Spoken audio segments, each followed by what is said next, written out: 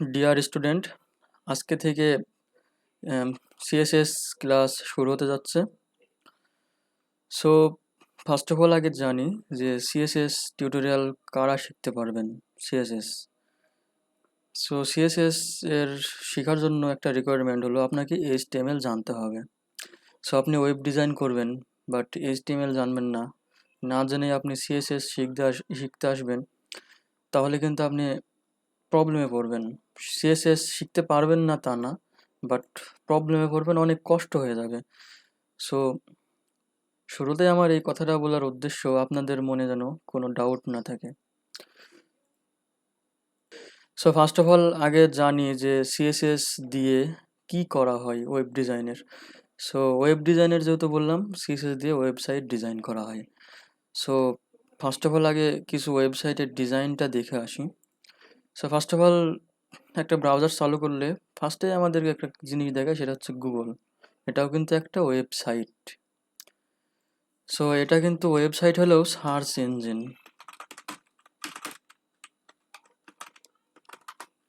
ঠিক আছে, এটা একটা সার্চ ইঞ্জিন। সো আমি সার্চ ইঞ্জিনে যদি একটা ওয়েবসাইটে চলে যাই, সো ফার্স্ট অফ অল ওয়েবসাইটে না গিয়ে আমি থিম ফরেস্টে যাবো। ঠিক আছে,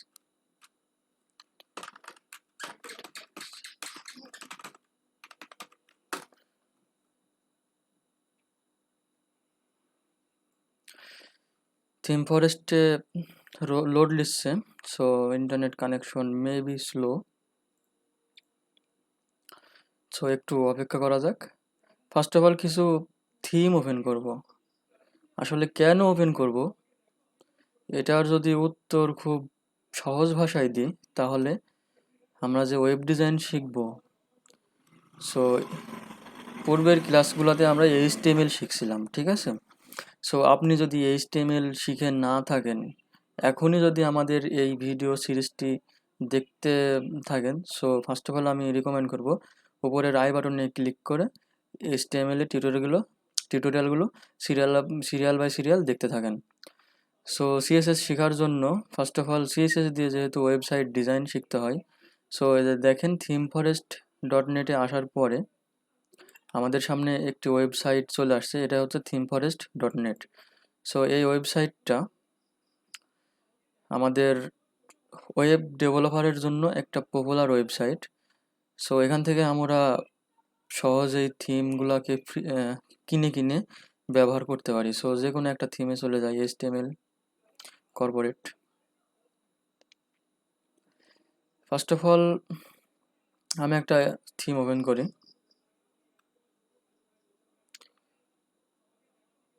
সো ইন্টারনেট কানেকশনটা একটু স্লো,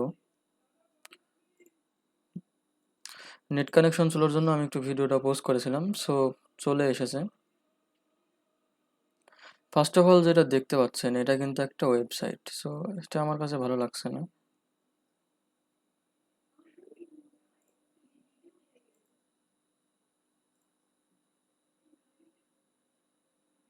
সো ওয়েবসাইটে কিছু লেখা আছে দেখেন, কিছু টেক্সট আছে, কিছু ফটো আছে। সো এটা আমার কাছে ভালো লাগেনি, এটা কেটে দিচ্ছি।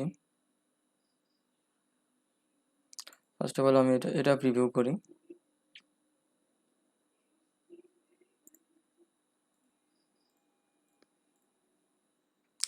সো পেজটা লোড নিচ্ছে।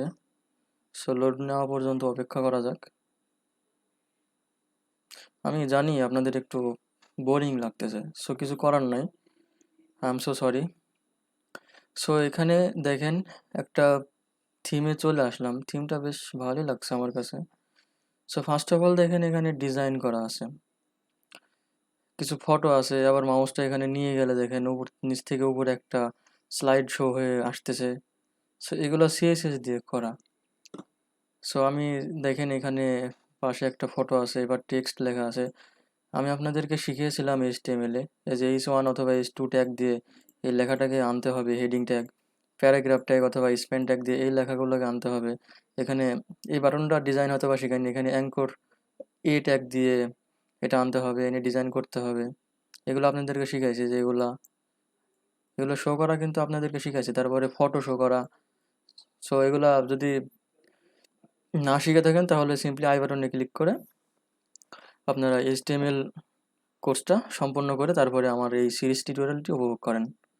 সো আমি দেখেন ইমেজগুলো কিভাবে শো করতে হয় এটা দেখাইছি। অডিও ভিডিও, এখানে অডিও ভিডিও গান নাই। তারপরে যে ইনপুট বক্স, আমি হয়তো বা আপনাদেরকে এরকম সুন্দর করে ডিজাইন করে দেখাইনি, বাট ইনপুট বক্স এগুলা কিন্তু দেখাইছি। এই যে এখানে লেখা যাচ্ছে সুন্দর করে।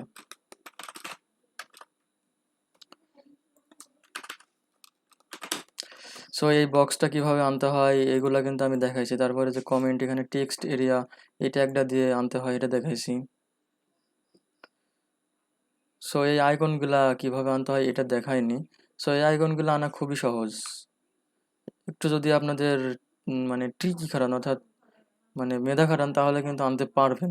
তারপরেও সমস্যা নাই, আপনি সিরিয়াল বাই সিরিয়াল দেখতে থাকেন, আমি আপনাদেরকে দেখাই দেবো কিভাবে আনতে হয় আইকনগুলা। একটা পপুলার ওয়েবসাইট আছে fontosum.com, ওখান থেকে আমরা ওই আইকনগুলো আনবো। ফেসবুক, টুইটার, ইনস্টাগ্রাম, লিঙ্কডইন ইত্যাদি। সো দেখেন, বাটনের ফুল মাউসটা নিয়ে গেলে সুন্দর করে একটা ইফেক্ট চলে আসছে, এগুলো সিএসএস এর ইফেক্ট। সো আমি যদি আর একটু বিস্তারিত বলতে, এটার উপর যদি রাইট বাটন ক্লিক করে ভিউ পেজ সোর্সে যাই, সো এখানে অনেক গিজিবিজি কোড লেখা আছে। সো কোডিংগুলো দেখবেন এই যে .css, ঠিক আছে।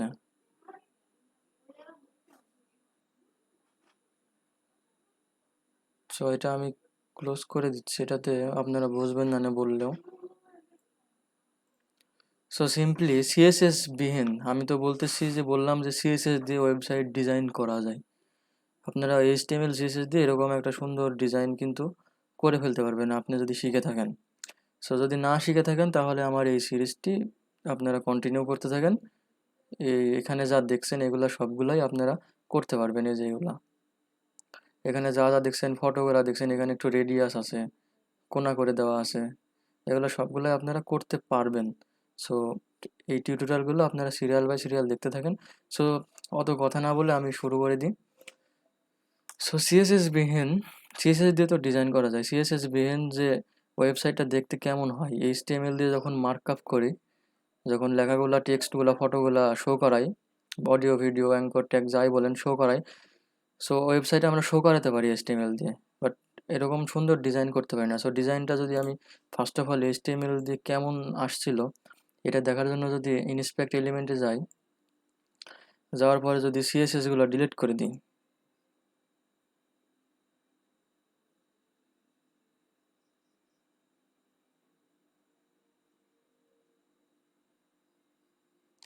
সো আমি একটু সোর্সে যাচ্ছি, সোর্সে গিয়ে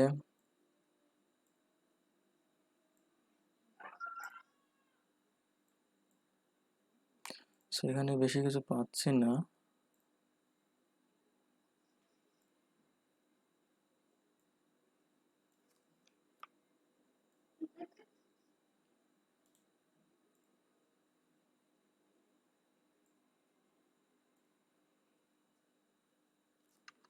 সিএসএস গুলো যদি ডিলিট করে দিই, দেখেন ভাঙচুর অবস্থা হয়ে যাবে।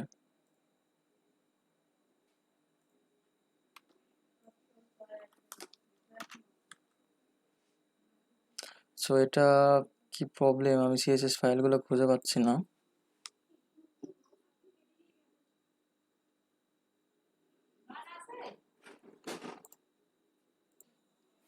সো আমি সিএসএস নিয়ে কথা বলছিলাম। সিএসএস দিয়ে সাইট ডিজাইন করা যায়। সিএসএস বিহীন ওয়েবসাইটটা কেমন থাকে এটা যদি একটু দেখাই। সো আমি ওটাতে একটু সমস্যার কারণে আমি ওটা স্কিপ করে এটা আমার নিজের ওয়েবসাইটটাই দেখাচ্ছি। সো এটা আমার নিজস্ব ওয়েবসাইট, এটা লোকাল হোস্টে হোস্ট করা আছে। সো এটা এখনো লাইভ করি নাই। সো এটা যদি দেখতে চাই, দেখেন এখন কিন্তু দেখতে কিন্তু অনেক সুন্দর লাগতেছে, ঠিক আছে। সো যদি রাইট বাটন ক্লিক করে ইন্সপেক্ট এলিমেন্টে যাওয়ার পর এগুলানের সিএসএস সব ডিলিট করে দেবো।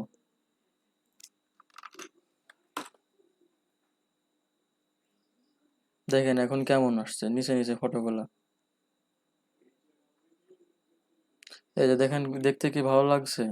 এই যে কেমন লেখা চলে আসতেছে, তারপরে এই যে এগুলা এগুলা ভাঙচুর অবস্থা। এই যে এটা ঠিক আছে, তারপরও এই যে আগে কিন্তু অনেক সুন্দর করেছিল, এটার উপর মাউস নিয়ে গেলে এটা একটা ইফেক্ট হয়ে হোভার হচ্ছিল। কিছু কিছু ডিজাইন ঠিক আছে, but most of that design কিন্তু ভেঙে গিয়েছে। এই যে এগুলা কেমন হয়ে গেছে, এগুলো দেখতে কি ভালো লাগতেছে? মোটেও ভালো লাগতেছে না। সো আমি যদি এটার উপর রাইট বাটন ক্লিক করে এটারও সিএসএস ডিলিট করে দিই, এটার সিএসএস করা নাই, এটা জাস্ট মার্কআপ করা আছে।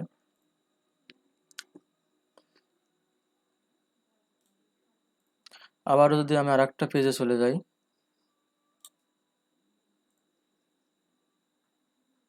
অ্যাবাউট পেজে গেলাম, অ্যাবাউট পেজে গিয়ে কিন্তু ডিজাইন কিন্তু দেখতে সুন্দর, ভালো লাগতেছে, খুব সুন্দর ইফেক্ট ইফেক্ট দিয়ে দিয়ে আসতেছে। সার্ভিস পেজে যাই, দেখেন এখানকার ডিজাইনগুলো কিন্তু অনেক সুন্দর, মাউসটা নিয়ে গেলে সুন্দর ইফেক্ট, জুম হচ্ছে, জুম আউট হচ্ছে মাউস সরাই নিলে। সো এটা হচ্ছে রাইট। সো দেখতে কিন্তু এখন সৌন্দর্য আছে, বাট যখন আমি সিএসএস গুলো ডিলিট করে দিচ্ছি দেখেন,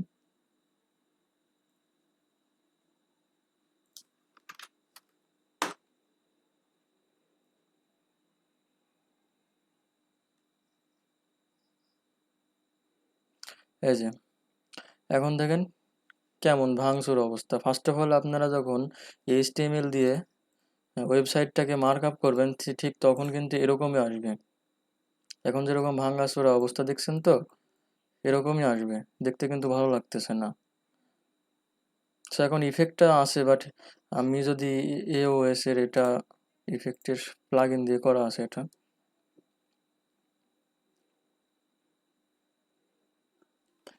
এওএস রাইট। আচ্ছা, আপনারা বুঝেই গেছেন যে সিএসএস ছাড়া, সিএসএস ব্যতীত ওয়েবসাইটটা কেমন লাগে দেখতে, সিএসএস এর কাজটা কি। সো আমি যদি পেজটা আবার রিলোড করি, দেখেন অনেক সুন্দর করে চলে আসতেছে। আসলে সিএসএস এর কাজটাই এটাই, ওয়েবসাইটকে সুন্দর করে প্রেজেন্টেশন সুন্দরভাবে দেখা যায়, অনেক সুন্দর লাগতেছে ওয়েবসাইটটা, কন্টাক্ট আস পেজ।